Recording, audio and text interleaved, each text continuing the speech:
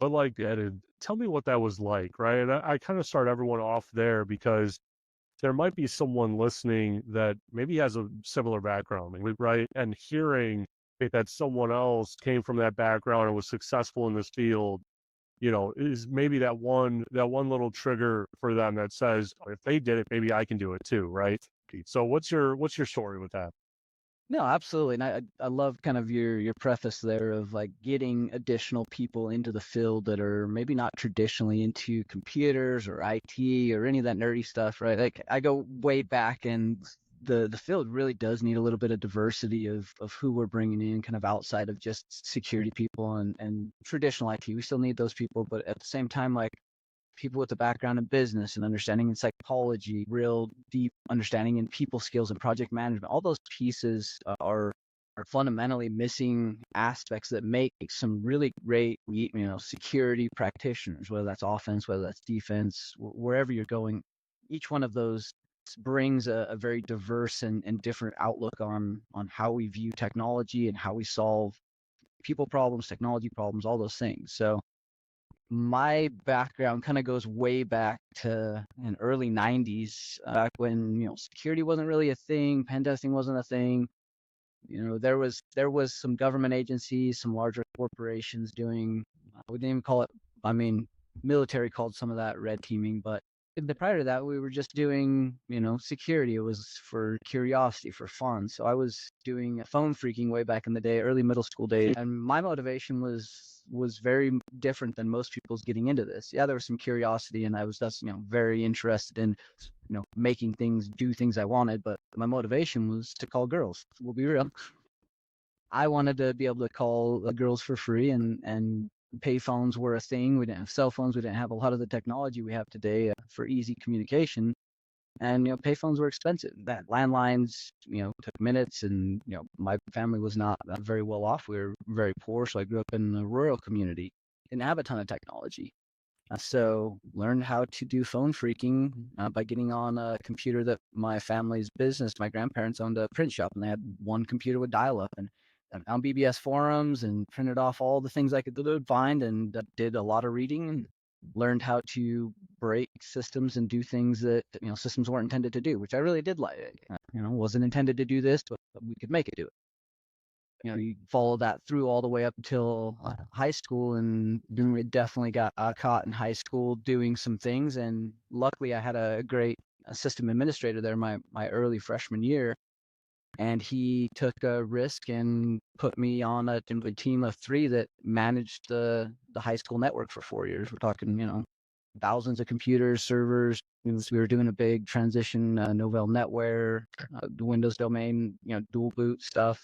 We're doing migrations on that.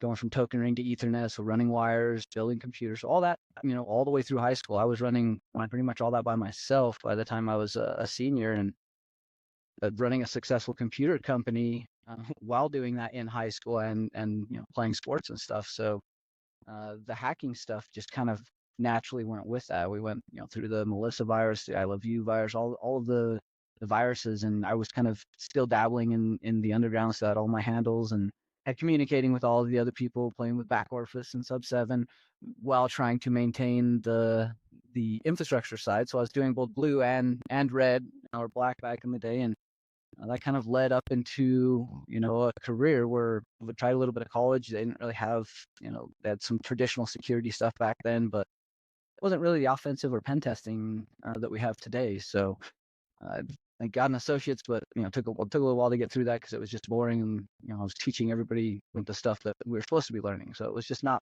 a lot of fun, and I went down a couple of the cert paths, did some SAN stuff, and then doing that for long enough, you would learn how to do things a little bit different and think a little bit different. And one of the things that I was fortunate enough to learn very early was sales and business. My grandparents, like I said, had their own business. I was at 12 years old, but outdoor to door selling, bringing a calendar, asking if they had orders or things I needed for my grandparents. So learned customer service, had the computer store, learned a lot of very difficult customers and clients, and those skills, the soft skills. And to be honest, all of the stuff I learned from a technical aspect, give or take, it could have went either way. I needed to know some of it, and I could have learned it at any point in a lot of different ways.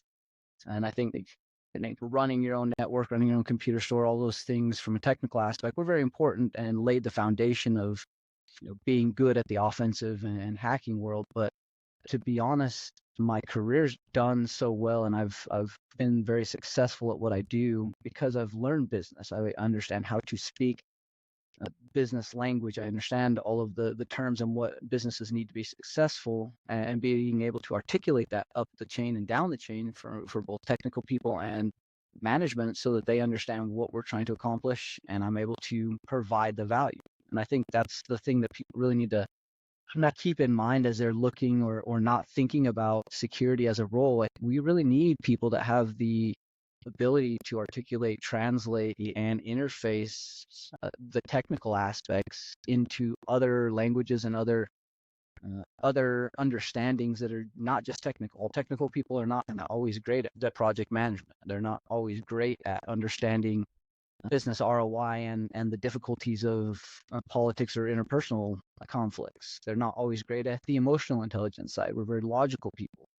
And so having multiple aspects of things that people wouldn't traditionally think of as security strengths per se for business roles, like those have been the superpower for me that have allowed me to integrate in so many different teams, doing physical, getting involved in working groups in government, agencies, and helping across multiple agencies and businesses, bridging the gap between public and private. That doing a lot of the work that I tend to do, both offense and defensive help, have only been able to happen because of the soft skills and additional things that I've learned how to do over the years that are not really tangible from a learning or certificate or technical aspect. So I think that's kind of what the short version of some of the stuff I've done.